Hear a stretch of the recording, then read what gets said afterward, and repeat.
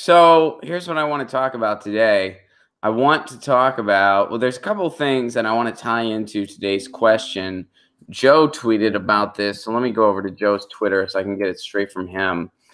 But there's been a for instance that's been going on. Joe, I thought you tweeted this. Yeah, what's been going on with the with Anoya Changa? I'm probably mispronouncing that name brutally, and I apologize. But I'm not familiar with her. She's out of Atlanta. This is my first time hearing about her, and she recently had a smear piece on her. Let's go to the smear piece first, and that's going to bring us to today's question. So I just tweeted this out. This is from an NPR affiliate, WABE, so the local affiliate in Atlanta. And here's the article. Atlanta activist uses Russian-backed media to spread message.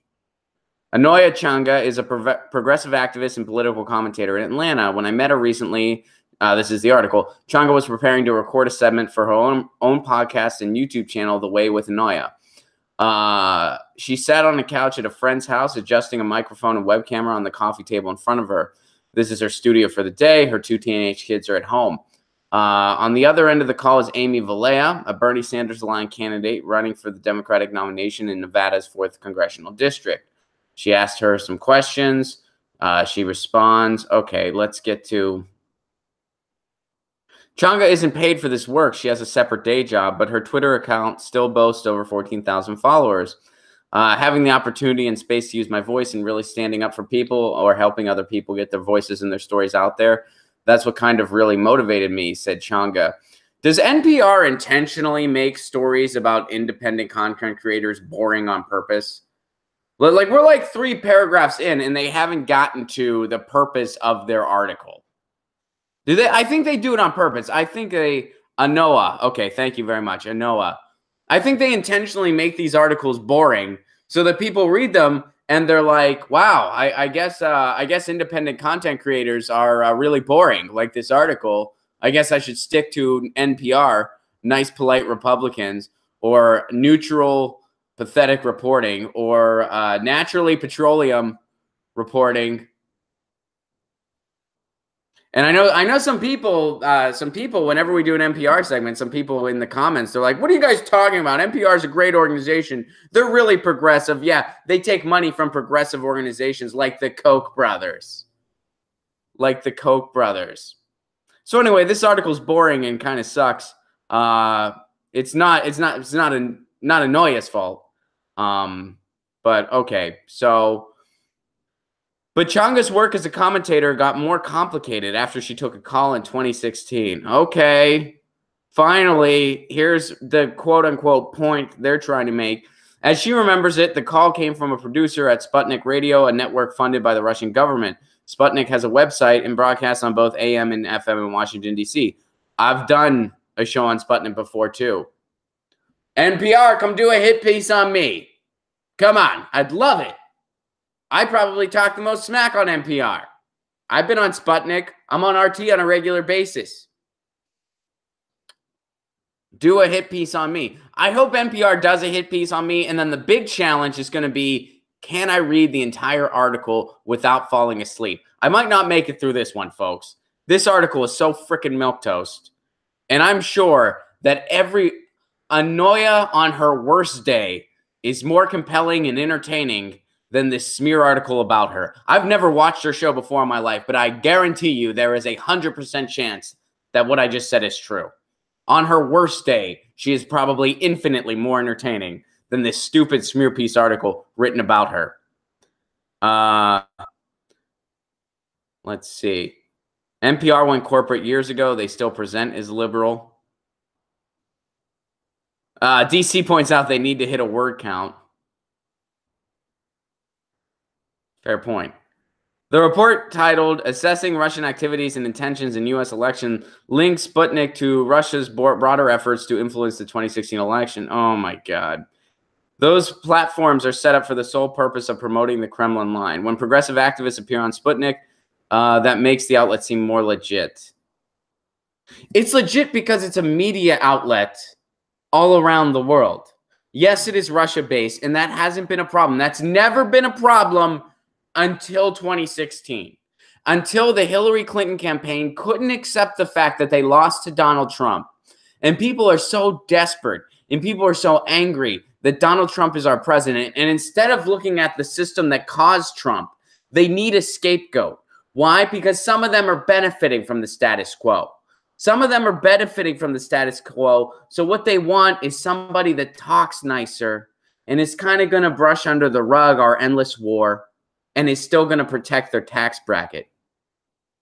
These people call themselves liberals. We call them neoliberals. What we should be calling them is conservatives in denial, because that's what they are.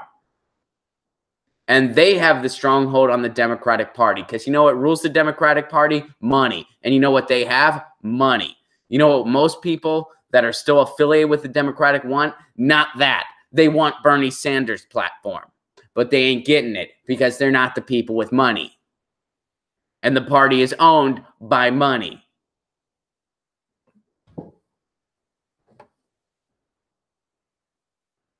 The idea is to create as much okay, so here's this bullshit theory from this guy on what Russia's doing. The idea is to create chaos. That's why there's a bunch of Twitter memes without any actually cohesive message whatsoever. It's almost like Russia's a nation with a bunch of freaking people, and some of them post stuff on Twitter, and they have troll farms. That's almost like that's what's going on. Changa and the host of the Sputnik shows where she contributes talk a lot about Russian interference in U.S. politics. To them, the story gets too much attention, and they question the seriousness of it. As would any rational thinking person who saw some of those ridiculous memes. That, you know what's more ridiculous?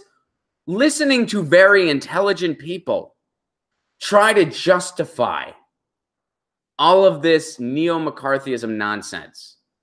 Like the way they, and these are people that I still consider friends and colleagues that are incredibly intelligent. And the way they justify this, I know somebody that compared it to the Big Mac jingle. They said, oh, you know the song Big Mac, right? Even though you might not eat at McDonald's, you know the Big Mac song. It's the same thing here. And it's like you're comparing one of the biggest corporations in the world that has had a marketing campaign that's gone on for years and years. You're comparing that to 13 Twitter trolls, some of whom barely know English, some of whom barely have any followers. Most of those ads were seen by less than 300 people. That's not like a better equivalent would be if somebody made up their own Big Mac song and posted it online and a handful of people saw it. So